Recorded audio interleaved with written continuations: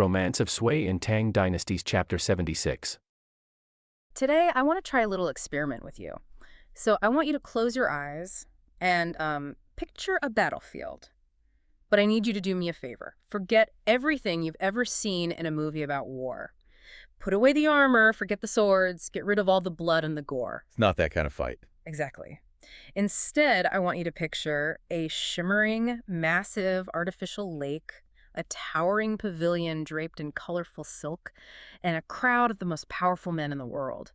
And they are all just trembling in absolute fear. And they aren't afraid of a general or an executioner, not even the emperor. They're terrified of a single woman sitting way up high in that tower holding nothing but a calligraphy brush. It sounds like a scene from a fantasy novel, right? Or maybe the climax of a really intense drama. But we are actually traveling back to the Tang Dynasty, specifically the reign of Emperor Zhongzong.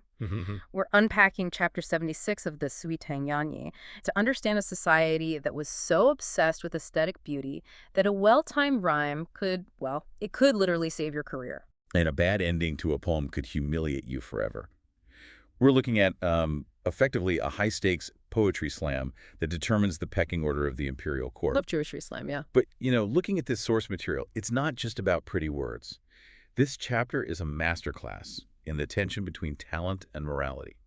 It really forces us to ask, can you be a terrible person, corrupt, vain, deceitful, and still be a great artist? The whole art versus artist debate, but 8th century style. Precisely. And what's so fascinating is how the source material sets this up. It doesn't just start with the event, it starts with the philosophy. The chapter opens with a very specific, very conservative commentary because it's this proverb: for a man, having virtue is talent.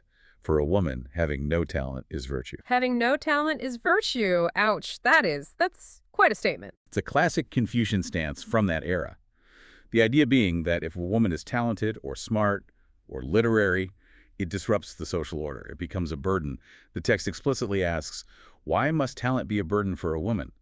But then it immediately pivots to warn that talented women often lack virtue, which, leads to scandal. So the rules say women should be quiet and untalented. But here is the irony, and I love this about history.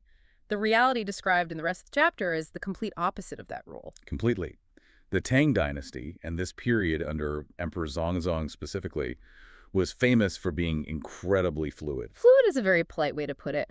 The source material paints a picture of a court where the walls were very thin. Yeah. You have male officials mixing freely with court ladies, concubines, entertainers. Yeah, it mentions frivolous jokes and wild words spoken right in front of the emperor. It feels less like a rigid ceremony and more like a VIP lounge that's gotten a little out of hand. That's a great analogy, actually. And the reason for that atmosphere is the leadership. Emperor Zhongzong is depicted here as, and I'm being generous, a bit dim. Checked out. Very checked out. He wasn't a strong personality at all. So you have this power vacuum. And who fills it? The women. You have Empress Wei, who is incredibly ambitious and practically running the state. You have the princesses like Annal and Taiping. They were the ones who were actually steering the ship. Which explains how we get to our main event. If the court strictly followed those Confucian rules about women having no talent, you would never have a woman sitting in judgment of the empire's top scholars. Right. The source calls this environment a breach of national decorum, sort of clutching his pearls a little bit.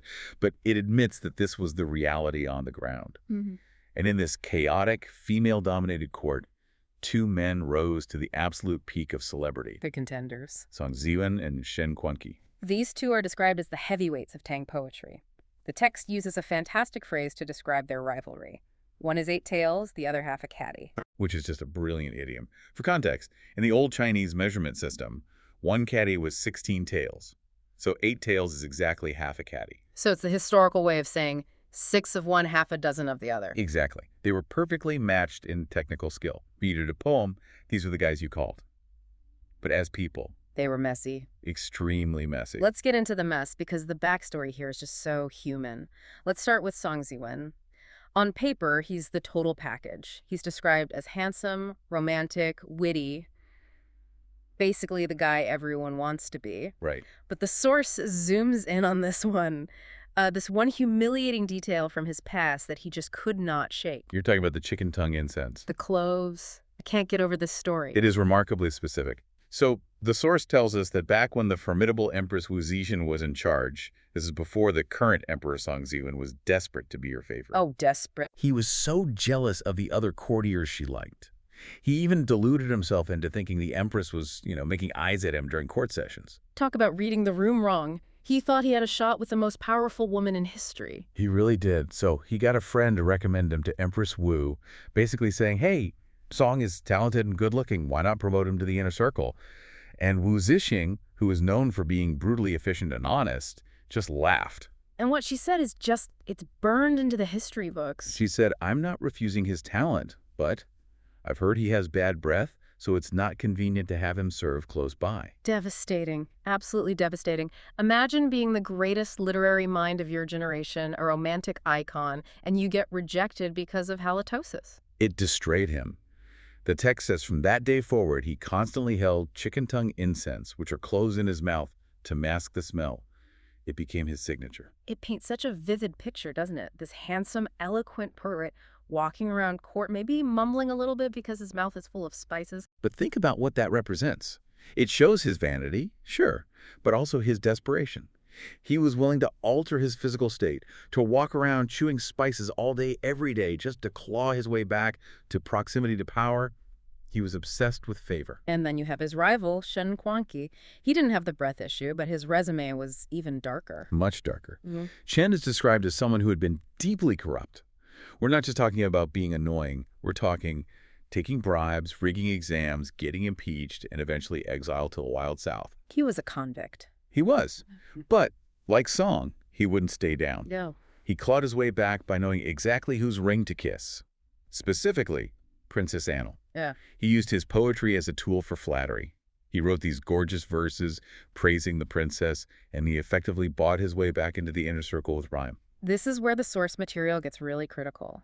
It says explicitly, these are men of talent, but without character. They're willing to bribe, flatter, and chew cloves for advancement. But, and this is a crucial tension, their talent was undeniable. The emperor and the court couldn't get enough of them. It sets up this weird meritocracy. It didn't matter if you were a bad person. If you could write a perfect 5-character regulated verse, you were a god in this court. Which brings us to the warm-up round. Before we get to the big showdown at the lake, there was an incident at a villa that really defines their dynamic. Right. This was at Princess Anil's new residence. She had seized a mansion from other royals, again, showing her dominance, and renovated it into this luxury villa. She invites the emperor and the court for a housewarming party. Of course. And naturally, in the Tang dynasty, you don't play charades, you write poems. It's the primary social currency, so Shen Quanqi steps up first. Shen writes a 7-character poem, very flattering, describing jade beams and artificial ponds. It's technically sound, very pretty. A solid effort. Very solid.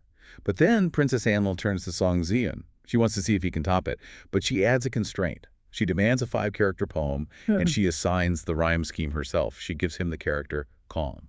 Kong, which means empty, sky, or void? And her reasoning for giving him that word is the interesting part. She says to him, your talent empties the world. Empties the world. Meaning his talent is so massive it leaves no room for anyone else. It consumes all the air in the room. That is a high compliment, but also a huge amount of pressure. And Song delivers. He writes a poem using Kong as the anchor, describing the stars falling in the moonlit sky over the villa. The emperor loves it. The princess loves it. Both men get rewarded with bolts of silk. But Shen isn't happy. No. Shen is fuming. And it wasn't about the prize. He got silk, too. The text says he was unhappy because the princess publicly stated that Song's talent empties the world. Oh. That phrase threatened their status as equals. Right, because if Song empties the world, what is left for Shen? It's a zero-sum game for them. Exactly. And that simmering jealousy leads us directly to the main event. Kunming Pool. Kunming Pool. And you should set the scene for us. This isn't just a backyard pond. No, Kunming Pool was massive. It was originally dug by Emperor Han Wudi centuries earlier to practice naval warfare. I mean, literally training for sea battles. But by the Tang dynasty, it had been converted into a pleasure park. Pavilions, boats, statues. Okay. It's the 30th of the first month, a major festival day. The emperor wants to party. He wants a new imperial song to commemorate the day. He orders all the officials to write a 5-character poem. Now, normally a senior minister or the emperor himself would judge this, right? Usually. But Empress Wei steps in with a power play. She says to the emperor, the external officials are arrogant. They don't believe the women in the palace have any talent. Let's have Shangguan Wanner judge the poems. We need to pause on Shangguan Wanner. She's not just a random lady in waiting. Far from it. She is the Zhaorong, a high-ranking consort, but effectively she acted as the emperor's private secretary and ghostwriter. She was, you could argue, the most literary person in the entire empire. Wow.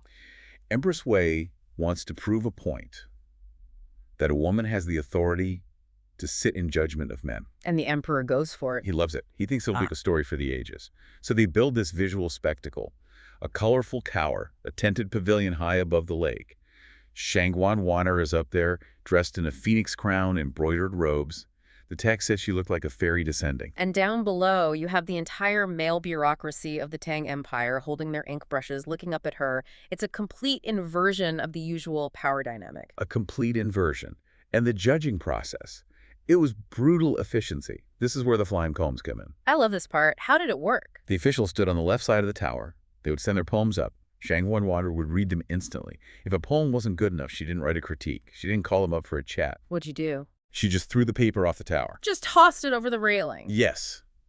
The text describes the papers floating down like snow. That is so visceral. And then you just watch your work drift down into the mud. And if your paper came down, you had to pick it up, tuck it into your sleeve, and walk over to the right side of the tower, the rejected side. It was a public walk of shame. So the crowd on the left thins out.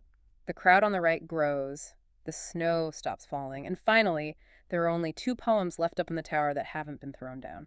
Song Ziwen and Chen Kuanqi, The usual suspects. the last 2 standing. And the text gives us this tense moment where Shen whispers to Song. He says, we have always been equals. She's probably going to keep one and drop one. This is it. This decides who is better. The tension must have been unbearable. The entire court is watching. Shangguan Wanner is up there reading and rereading. It's quiet.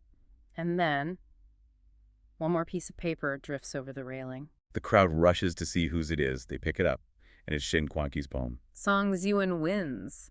The man with the cloves takes the championship. He does. But what's fascinating here isn't just that he won, but why. Shangguan Wanner doesn't just pick a winner. She explains her reasoning. And it's a masterclass in literary criticism. Because Shen's poem wasn't bad, right? He didn't mess up the rhyme or anything. Not at all. She acknowledges that both men are technically matched. She says their strength and effort are equal. But she critiques the energy flow of Shen's poem. What was the specific flaw? She says his poem ran out of gas. Specifically, she critiques his closing lines. Shen's poem had great imagery. Twin stars, war ants, favor fish. But she says at the end, his breath was exhausted.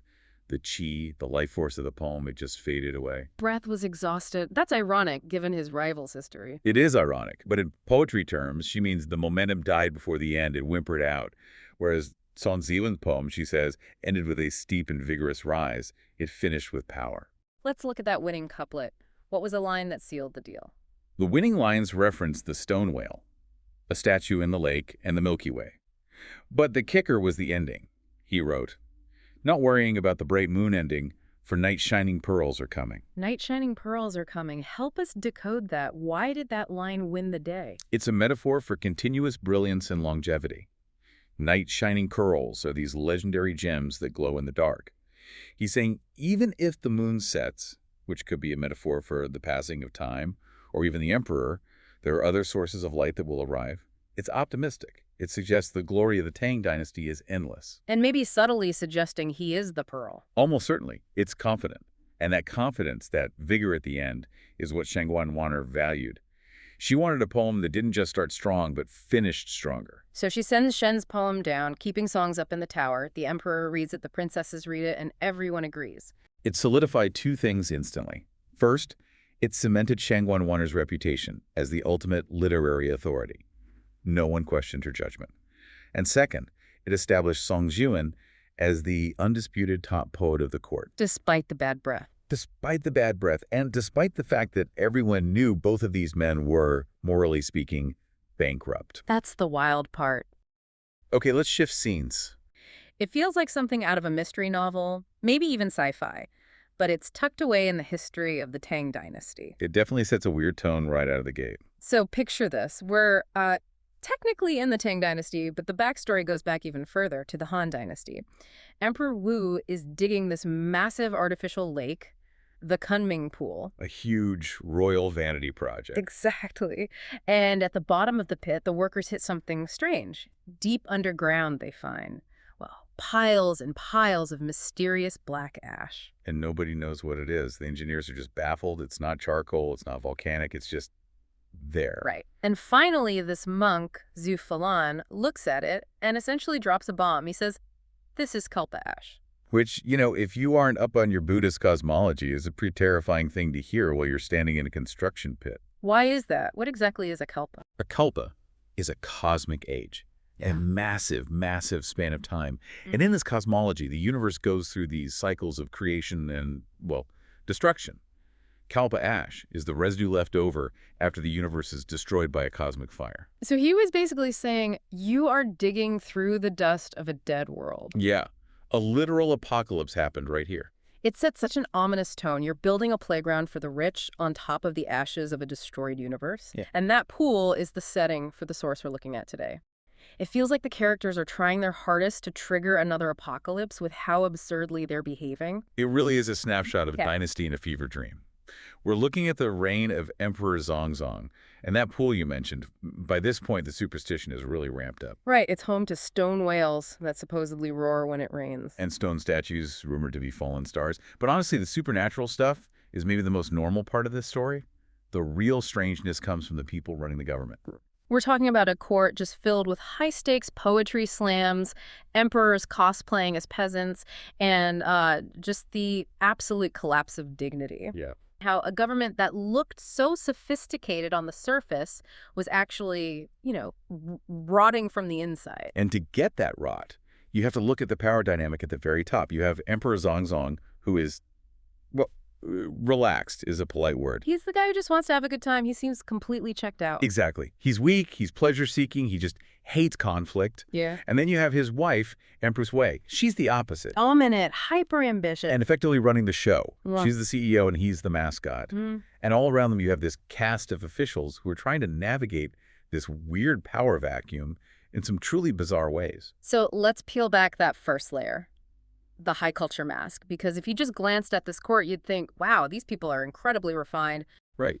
Poetry slam is a niche hobby. You go to a coffee shop, you snap your fingers. Right, it's cool. But in the Tang dynasty, poetry is political currency. It's how you get hired, how you get promoted. It's how you prove you're fit to rule. So it's like a televised debate or a major policy speech today? Precisely. But then the scene shifts. Yeah. We pivot immediately to the Lantern Festival, and that veneer of sophistication just dissolves. This is the part that felt like a satire to me. The festival is this massive street party. The source says the streets are packed like ants. The lights look like fiery trees. It's just sensory overload. And Emperor Zhongzong and Empress Wei decide they have severe FOMO. They don't want to watch from the palace balcony. No, they want to be in the mix. But they can't just walk out as the emperor and empress. So they decide to go undercover. They dress up. They do. They dress up as common merchants and street vendors. And here's the kicker. They force their ministers to do the same. I just want everyone to visualize this. Imagine the entire cabinet being forced to dress up as, like, hot dog vendors to follow the president through a crowded street carnival. It's humiliating for the officials, sure, but it's also totally ineffective. The source says they aren't fooling anyone. The regular people spot them immediately. They're whispering, hey, that looks like the royal family. Don't they have palaces? Why are they crowding us in the street? It's like they treat their subjects' lives as a costume to put on. It's cosplay. That's a great way to put it. It shows a complete disconnect. But it stops being funny pretty quickly because of what happens with the palace maids. This is the dark underbelly of the fun. The emperor decides to be generous. He releases thousands of palace maids to go out and see the lights. And context is key here. These are women who live in a highly restricted, cloistered environment. And suddenly they're pushed out at night into this chaotic, crushing crowd. And the result is a disaster. Total chaos. The text is very blunt. Many of these women go missing. Some run away to escape servitude, which, good for them, but others are just taken, kidnapped, assaulted, lost. They never return. And when the head count comes back short, what does the emperor do? That's the most chilling part. His reaction is casual. He just brushes it off. He calls it great generosity. He essentially says, oh, well, let them go. I was being nice. He frames his negligence as benevolence. Exactly. He ignores the fact that he just lost a significant portion of his staff human beings under his protection. It highlights his total lack of responsibility. They're like props for his amusement. So we have a court that pretends to care about the nuance of a poetic meter, but treats human beings like disposable party favors. That is the core contradiction. High aesthetics, low morality. And speaking of disposable dignity, let's talk about the post-festival party at Shanwu Gate. This is where we see what I call the dignity for sale dynamic. The emperor is holding a banquet and he decides he wants entertainment. Yep. But not professionals. He wants his high officials to perform. Enter Zhu Qinming. Now, we need to be very clear about who this guy is. Zhu Qinming is the Guozi Dianjiji. In modern terms, he is the head of the Imperial University, the guardian of Confucian morality and education. The dean of Harvard, basically. Yes. A man who should be the embodiment of gravitas. And for his talent, he offers to perform the Bafeng dance. Which is not some graceful waltz. Not at all. The source describes him hunching over, shaking his head, rolling his eyes, making ugly faces. He's acting like a clown, a buffoon. The dean of the university is making faces for the emperor. Yes. Yes. And the emperor and empress, they love it. They're clapping and laughing. But the camera sort of pans to the other officials. There's a guy named Lu Kangyang who whispers, "The 5 classics are swept to the ground." Wow. That is such a devastating line. It's heavy. The 5 classics are the moral foundation of their society. He's saying the head of education has just trashed the entire moral system to get a laugh. He signaled that dignity doesn't matter, only pleasing the boss. But we get a fascinating contrast right after because the vice principal steps up. That's right, Guo Shanhui. The emperor asks him, "Do you have a talent?" And Guo Shanhui refuses to do a trick. He says, "I will sing poems from the Shijing, the Book of Songs." This is the serious stuff. The oldest collection of Chinese poetry. Very serious. He sings Deer Cry and Cricket. Now, to us, those sound like nice nature songs. But in the Confucian context, these are poems about duty, moderation, and the proper behavior between a ruler and his subjects. He's protesting. He's lecturing the emperor through song. He absolutely is. It's a direct attack on the behavior of the court. Does the emperor get it? Oh, he gets it. Zhongzong isn't stupid, just lazy. He realizes he's being scolded. He turns to Empress Wei and says, "He is remonstrating with me through poetry." And he abruptly ends the party. That moment really shows the fork in the road. You can become a clown or you can become a moral buzzkill. And for a second, the buzzkill actually worked. He forced a moment of reflection. But only for a second, because the appetite for absurdity is just too strong. Which brings us to Princess Annal and her pool. Right, because that ancestral Kunming pool, the one with the black ash, it just wasn't enough for her. This is the emperor's daughter, and she seems to have inherited her mother's ambition. She is incredibly entitled. She asks her father for the Kunming pool as her private property. The emperor actually says no, for once, cites the ancestors. So she gives up. Of course not. She just builds her own bigger pool, and she names it the Dingkun pool. The name is significant, right? Oh, yeah. Ding can mean to pacify, but here it basically means to smash or surpass. She's naming it, "My pool is better than Kunming.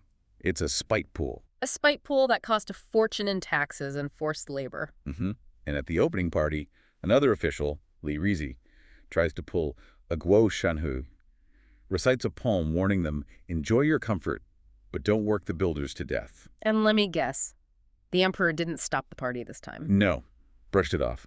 The moral buzzkill strategy has diminishing returns, which leads us to the climax of the episode, the Huibo dance. And we see the return of Shen Kuokui, the famous poet who lost the contest at the beginning. He's back.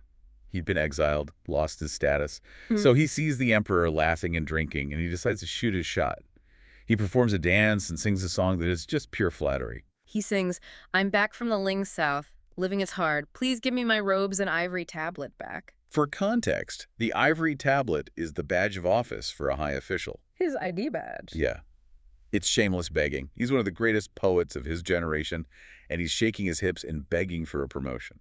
It's kind of tragic. And because this is the court of Emperor Zhongzong, it works. Instantly. Yeah. The emperor laughs and promotes him to a top job right there on the spot. So the lesson is, don't work hard. Just dance and beg at the company party. In this ecosystem, yes, merits are irrelevant. But the most shocking performance comes next. A jester named Zhang Feng steps up. Now, jesters can get away with a lot, but he asks permission to sing something risky. He asks for a pardon in advance. Forgive me 10,000 deaths if I sing this. They grant it, and he sings a song mocking the emperor to his face. He compares the emperor to a guy named Tang, an official famous for being terrified of his wife. The song says when Tan's wife was young, he treated her like a living bodhisattva. Okay, respectful. Adoring. When she had children, she became a demon mother. Getting scary. And when she got old, he feared her like a pishacha. What's a pishacha? It's a specific type of flesh-eating demon from Buddhist mythology. A monster. He called the emperor's wife a flesh-eating demon. By proxy, yes. He's singing, "You, emperor, are just like Tan. You are terrified of your wife." He is publicly calling the emperor henpecked. This feels like a suicide mission. Why do this? It's a calculated risk, but look at the reaction. Emperor Zhongzong laughs. He is so oblivious or so resigned that he finds it funny. But the real twist is Empress Wei. How does she react? She smiles. She loves it. Why? She just got called a demon. Because the song acknowledges the truth. She's the one in charge. In a power-obsessed court, it's better to be feared as a demon than ignored as a decoration. It's a public confirmation that she holds the whip hand. That is so twisted. She's happy to be the villain as long as everyone admits she's the boss. It's the ultimate confirmation of the dysfunction. The emperor's a figurehead who laughs at his own weakness. But of course, the party can't go on forever. One last buzzkill is waiting in the wings. Yijingbo, another serious official, he can't take it anymore. He stands up and recites a poem that basically says, "I have a job to do. Stop drinking so much, this is improper." And this time, the emperor is not amused. No. The text says he had an unhappy color. He cancels the party immediately. He's tired of being told what to do by the moralists. But here's the kicker. The next day, people want to punish the jester, Zhang Feng, for insulting the emperor. They think surely he went too far. But they can't touch him, because Empress Wei has already sent messengers to his house with gold and silk. She rewarded him. And that is where the source leaves us.